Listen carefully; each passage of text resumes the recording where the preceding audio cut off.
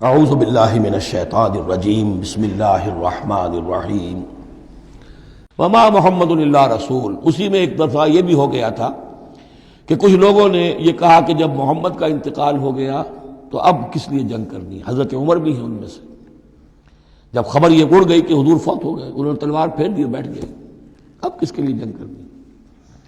تو اس میں کہا گیا کہ یہ تو تمہارا غلط رویہ ہے، گرفت ہو رہی ہے، ہر ایک کے اوپر گرفت ہوگی، پہلی گرفت محمد پر ہو گئی صلی اللہ علیہ وسلم، لیس لک من الامر شیء۔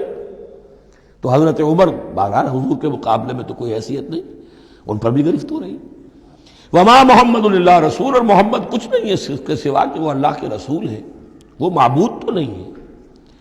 تم ان کے لیے تو جہاد نہیں کر رہے، تم جہاد اللہ کے لیے کر رہے ہو۔ دین کا غلبہ جو ہے وہ اللہ کے دین کا غلبہ ہے۔ محمد کی حیثیت کیا ہے؟ وہ تو اللہ کے رسول ہیں۔ وما محمد الا رسول قد خلت من قبلہ الرسل، اور ان سے پہلے بہت سے رسول گزر چکے۔ افئن مات، تو اگر وہ ان کا انتقال ہو جائے، او قتلا، یا بالفرض وہ قتل ہو جائیں، انقلبتم علی اعقابکم، تو کیا تم اپنی ایڑیوں کے بل لوٹ جاؤ گے؟ یہی تمہارے دین اور ایمان کی حقیقت ہے۔ ومن ينقلب على عقبیہ فلن يضر اللہ شیئا، اور جو کوئی بھی اپنی ایڑیوں کے بل لوٹ جائے گا وہ اللہ کو کوئی نقصان نہیں پہنچائے گا۔ وسيجزي الله الشاکرین، ہاں اللہ بدلہ دے گا شکر کرنے والوں کو۔ حضرت عمر چونکہ جذباتی انسان تھے، اس میں کوئی شک نہیں، تقریباً یہی کیفیت حضور کے انتقال پر پھر ہو گئی تھی ان کی۔ تلوار کھینچ کر بیٹھ گئے تھے، جو کہے گا محمد کا انتقال ہو گیا سر اڑا دوں گا اس کا۔ وہ تو پھر حضرت ابو بکر آئے، وہ یار غار، ثانی اسلام و غار و بدر و قبر، وہ آئے ہیں۔ ان کے لیے چونکہ رکاوٹ نہیں تھی، حضرت عمر تو اندر جا نہیں سکتے تھے، حضرت عائشہ کا حجرہ تھا۔ اب حضرت عائشہ بیٹی ہیں حضرت ابو بکر کی، وہ سیدھے گئے حجرے میں، جا کر چہرے مبارک پر چادر تھی ہٹائی اور آپ کی پیشانی کو بوسہ دیا اور کہا کہ اب دوبارہ موت آپ پر وارد نہیں ہوگی، اب تو حیات جاویدانی آپ کو حاصل ہو چکی۔ پھر باہر آ کر یہی آیت پڑھی، وما محمد الا رسول قد خلت من قبلہ الرسل افئن مات او قتل انقلبتم علی اعقابکم۔ حضرت عمر کہتے ہیں مجھے محسوس ہوا جیسے یہ آیت ابھی نازل ہوئی ہے، اتنا اثر ہوا۔ یہ عظیمت تھی حضرت ابو بکر کی، بہت بلند مقام ہے حضرت ابو بکر کا۔ وما کان لنفس ان تموت الا باذن اللہ، اور کسی جان کے لیے یہ ممکن ہی نہیں ہے کہ وہ مر سکے، اس پر موت وارد ہو مگر اللہ کے حکم سے۔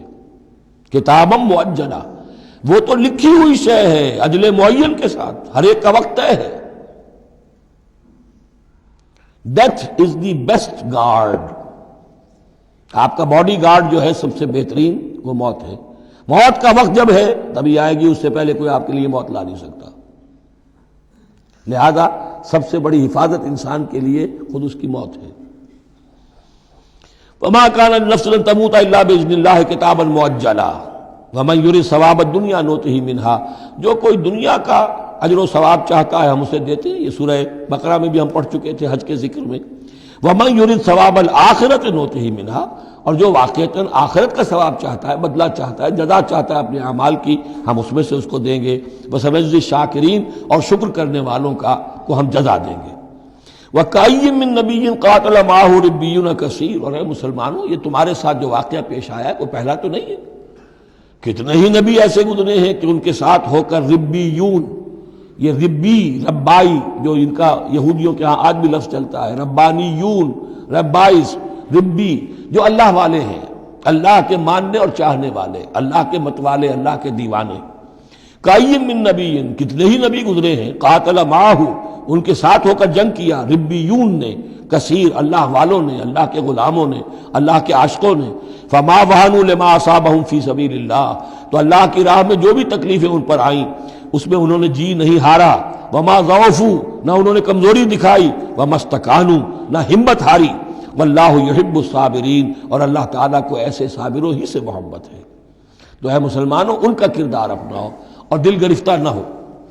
وما كان قولهم الا ان قالوا ربنا اغفر لنا ذنوبنا واسرافنا في امرنا، اور ان کا تو ہر مرحلے پر یہی قول ہوتا تھا کہ وہ دعا کرتے تھے اے رب ہمارے بخش دے ہمیں ہمارے گناہ، واسرافنا في امرنا، اور اگر ہم سے اپنے کسی معاملے میں حد سے تجاوز ہو جائے، جیسے کچھ تجاوز ہو گیا حضور سے کہ آپ نے وہ الفاظ فرما دیے کیف یہدی اللہ قوما خضبوا وجہ نبیہم بالدم، یا جیسے حضرت عمر سے ہو گیا کہ تلوار پھینک کر بیٹھ گئے، تو اللہ جو اسراف ہم سے ہو جائے، اسراف ہے کسی حد سے تجاوز کر جانا، جائز حد تک خرچ کرنا ٹھیک ہے، آپ اس میں آگے بڑھ جاتے ہیں وہ اسراف ہے۔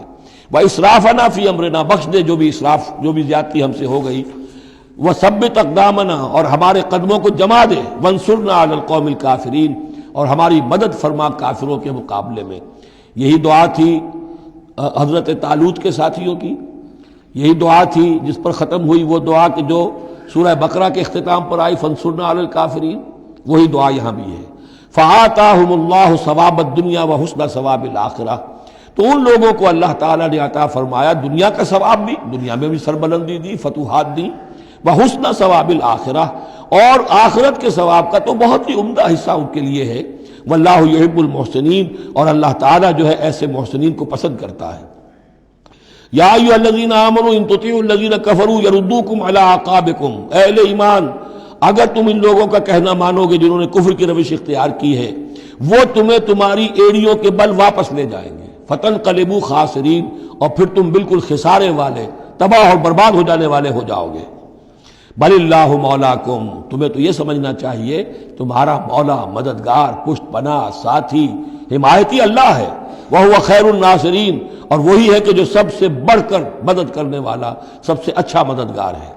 سنلقی فی قلوب الذین کفروا الرعب، ہم ان قریب کافروں کے دلوں میں رعب ڈال دیں گے، بما اشرکوا باللہ، اس سبب سے کہ انہوں نے شرک کیا اللہ کے ساتھ، ما لم ینزل بہ سلطانہ، اور ایسی چیزوں کو شریک ٹھہرایا، ایسی ہستیوں کو یا چیزوں کو جس کے لیے اللہ تعالیٰ نے کوئی سند نہیں اتاری۔ ومأواہم النار وبئس مثوی الظالمین، اور اللہ ان کا ٹھکانہ جو ہے وہ جہنم ہے، اور بہت ہی برا ٹھکانہ ہے ظالموں کے لیے۔ یہ اصل میں اس آیت میں توجیہ ہو رہی ہے کہ وہ کیوں چلے گئے، جبکہ اس درجے ان کو یعنی کھلی فتح حاصل ہو چکی تھی، مسلمانوں کو ہزیمت ہو گئی، حضور اور صحابہ جو ہے انہوں نے پناہ لے لی ہے پہاڑ کے اوپر جا کر۔ خالد بن ولید کہہ بھی رہے ہیں کہ اس معاملے کو اب ختم کرنا چاہیے، روز روز کا ٹنٹا جو ہے وہ اب نہ رہے، لیکن ابو سفیان کے اندر دل میں کوئی ایسا رعب اللہ نے اس وقت ڈال دیا کہ وہاں سے وہ چلے گئے، ورنہ یہ کہ واقعتاً اس وقت صورتحال جو ہے مسلمانوں کے لیے بہت مخدوش ہو چکی تھی۔ صدق اللہ العظیم۔